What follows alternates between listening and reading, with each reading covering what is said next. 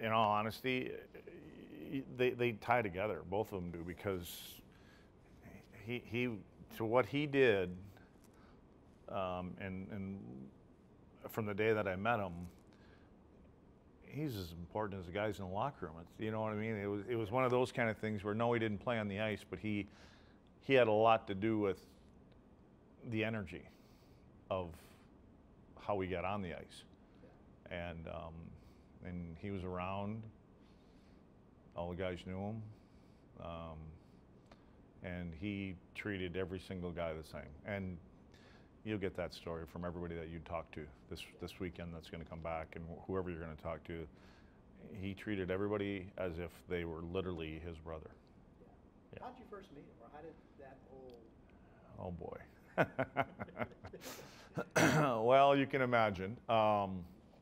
First year here, we have our central location out in Arlington/Fort Worth called the Big Apple Cafe, and so that's kind of where I first ran into a little pizza bar and ran into a guy by the name of Joe Gallant, and that's been our home ever since. And we were, Matt Fachuk and I were out driving around. We were actually at the Apple. We had pizza after practice or something like that, and we ended up going to this little place about 2 exits down the road, and it was Matty and I, and there was a bunch of guys sitting down in front, and no idea.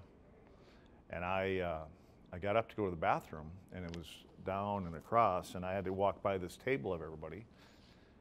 And all of a sudden, this guy gets up and he starts rattling off my name and my stats and Montreal and Minnesota, and shook his hand, and I went in the bathroom and I came back out, and he said, "Sit down," and that was the beginning of the end, and sat down, and there were all these bottles of Crown on the table and everything, and I went up and I grabbed Matty, and so we ended up coming back down there, and ultimately it was you know, Pantera and Alice in Chains, but we were the only ones in the place, and that's actually how we met.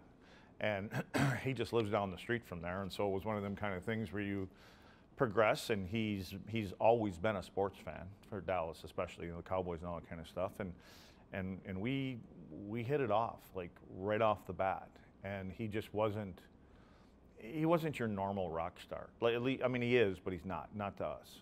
And you know, you'd get message from him out of the blue. He'd be on tour and he'd call me, or he'd send a text message, and then when he was in town, and you know, it was a good thing I got free tickets, because he got them all. And he was at all the games whenever he could make it, and if there was any kind of a event in town, concert-wise, call me and tell me, "Hey, we're going to be down here. We'll meet at the Ice House, and then we'll head back to the club." And so you kind of got pulled into that. Not pulled into it. I walked in freely, and so it was just. It was that relationship, and that I was invited to everything that he had going on, and he went out of his way to make sure. And he did that with everybody, though. It wasn't just me. He did it with everybody. And the more guys, whether if I brought 4 players or 2 players, and we had a few off days, everybody was welcome. Yeah. It doesn't seem right. Well, as a matter of fact, I know that there's a site out there called Hoax or something like that, and that's exactly what I thought it was. Because I got a call. I was actually getting text messages on Friday night, and it was just, "Sorry for your loss." And I'd look at him, I'm like, I don't know what the hell this is. I don't even know who it's for. You know, what is it? And then I got a call from Joe from the Big Apple, and he asked me, "Is it true?" And I said, "What true, Joe? What's going on?" And then he told me, and I know I didn't say nothing. And I said, "I'll find out." And I made a couple calls, and I ended up called up one of the girls that been tight with Vinny and Dime and everybody since day one. And as soon as she answered the phone, I knew. And I really didn't say nothing then either. And so over the past few days, we've been finding out what's going on and all that kind of stuff. But you know, he was there. Everybody's going to tell you he's such a great friend. And I remember when that stuff went down in Columbus with Dime, he called me from the kitchen that he was in when this was going on. That's how good a friend he was. And just to say, hey, here's what's going on. And in the middle of all that kind of stuff. And, you know, he's come up to Wisconsin with me in golf tournaments, and that costed a lot of money for that golf cart, I think I remember. So, but that's just, he was that rock star, but there was another side of him. And then you'd go golfing with him. I remember the first time I went golfing with him, and I was like, who is this guy? There was no beers, there was no drinking. He wanted his bottle of water, and he didn't talk. He's this serious guy on the golf course, and he had this stupid way of lining his shot up, and he'd hold his club like this, and he'd kind of use it for like a line. And me, I'm the last, I don't even like golf. I was just out there to hang around with him and whoever he was with. And so, you know, it's hard to call him a normal guy because he wasn't a normal guy. He was what he was. But when you see the other side of him, he was. And the biggest thing and the first thing I think of is that laugh. And he had that laugh, and it wasn't fake. It was a real laugh. You'd say something and he'd laugh, and you can hear him coming down the hall at American Airlines. He'd have his entourage with him, and whether we were doing the desk or whatever we were doing, and I could feel him coming, and I could hear him cackling behind me, laughing, and everybody else was laughing. So, and that's the way he's gonna. I'm gonna tell you, there won't be, of all the things that everybody that I've read, that all of his friends and people that he worked with, and you know, all that part of his life, you will not find one bad thing. And they're all going to tell you how hospitable he was, whether it was his house in Vegas, his house here. He'd cook every Sunday, like for Cowboys games, and he cooked. He put the feast on. And it was an open door policy at his place, which can be bad sometimes, but that's just the way he was. That everybody knew who he was. Like, everybody knows who Troy Aikman is. Everybody knows who Mike Madonna is. Everybody knows Vinny Paul and Dime. I mean, they were the brothers. They were the metal here. And what they did, what they accomplished.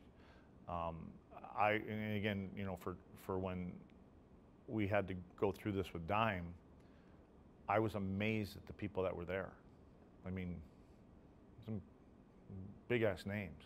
And so you don't, being in, it's not all heavy metal. Like it's, you have your genres, right? And so, but they were with all of them. I mean, whether it was country or rock or whatever. I mean, he just seemed to fit into all of them. They did their thing. So, you know, and again, he'd share a lot of things, like things that I would have never even guessed, or what was going on with the band, whether it was Pantera, Damage Plan, Hell Yeah, whatever. And that's the other thing.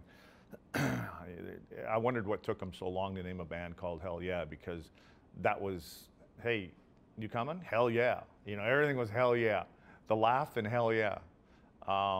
So, you know, and I just, for people like Chelsea and you know, some of the guys, Tongs and Brydog, and guys like this that have been with him forever, what they are going through, and the people that worked for him, you know, and that were employed by him with the bands that he did have, you know, and he took care of everybody. He treated them all the same. Everybody was treated the same with him. It was more of a different relationship maybe than some other guys, and some other guys will probably tell you something. They had a different relationship with him. I mean, he respected what we did as much as we respected what he did. You know, I'll never forget the time we were in between the year we won the Cup, and when him and Dime, you know, I was a guy that kind of made the music up at times during the room, you know, before we go on the ice and stuff like that. And I could tell guys were getting old and getting sick of it and stuff like that. And they'd always tell me that. And nobody wanted to do anything but me. And so, but I remember just making a mention to Vinny about it. And he goes, "You want us to make you something?"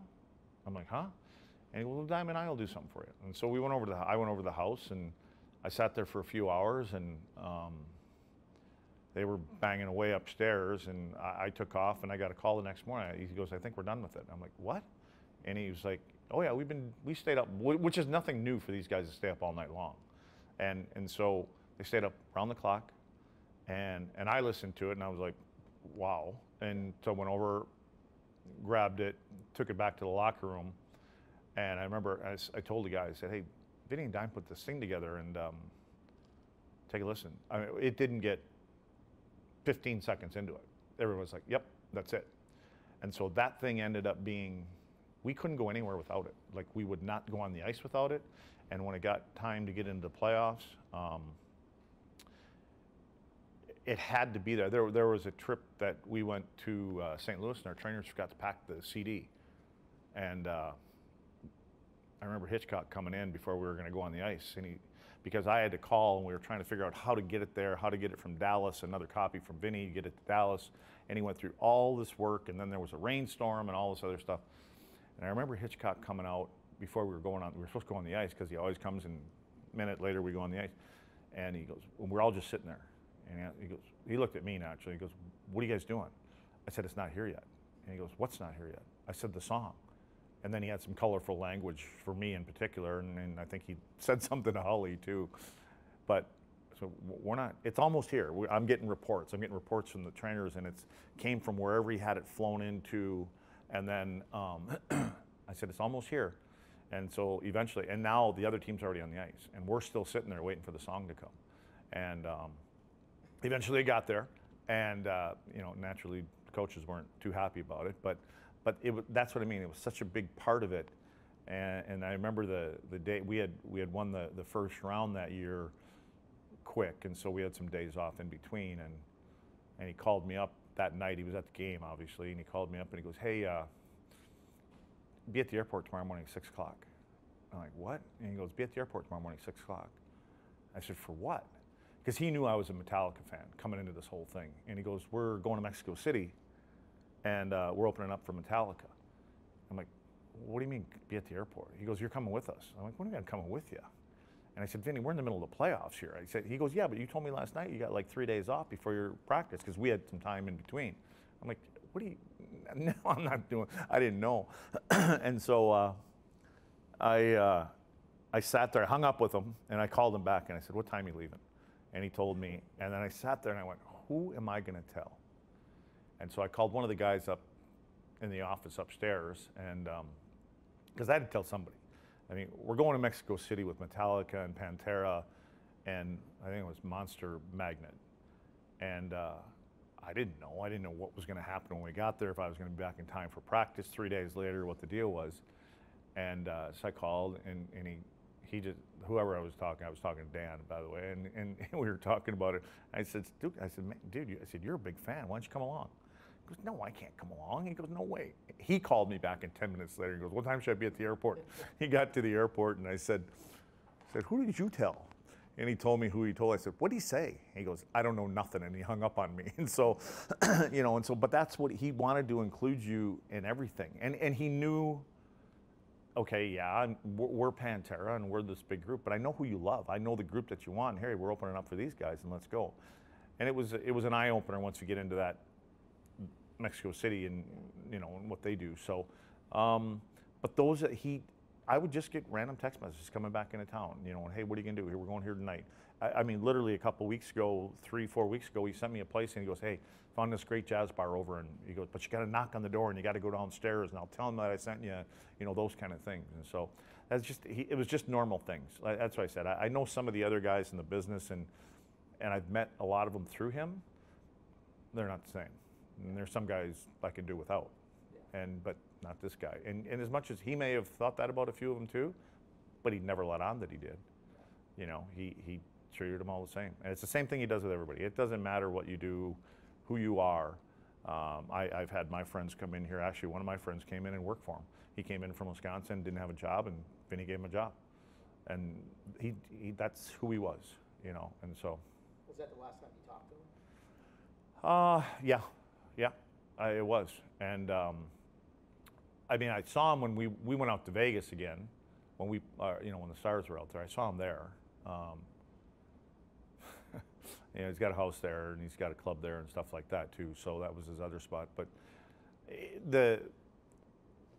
from when we started and when I was playing, the characters have kind of changed, because not all of the same people that were there then that we were going to different concerts with them. There's different people in different places. But that didn't matter to anybody, because as long as Vinny was there, we were good, and then all of a sudden, within 10 minutes, everybody was friends, whether you had ever met him before. You just had that way. And that's what people are going to talk about, and I was sitting there the other night, I was sitting outside and I'm going, man, he's with his brother and his mom now. And I'm thinking, I'll end up going to church, and, you get the host and you get the little sip of wine. I wonder how long he's going to talk God into changing that. It's going to be blacktooth. It's going to be a blacktooth in there. It won't be wine. And I know that's going to come up because that was their thing. And it's not going to be a sad thing. As sad as it is, he don't want you being sad. He wants us to, these next 3 days, he wants us to, because he's watching, and and it will be. There'll be the tears and all that kind of stuff, and then eventually somebody's going to stand up and say, this isn't what he wants us to be like. And it's not.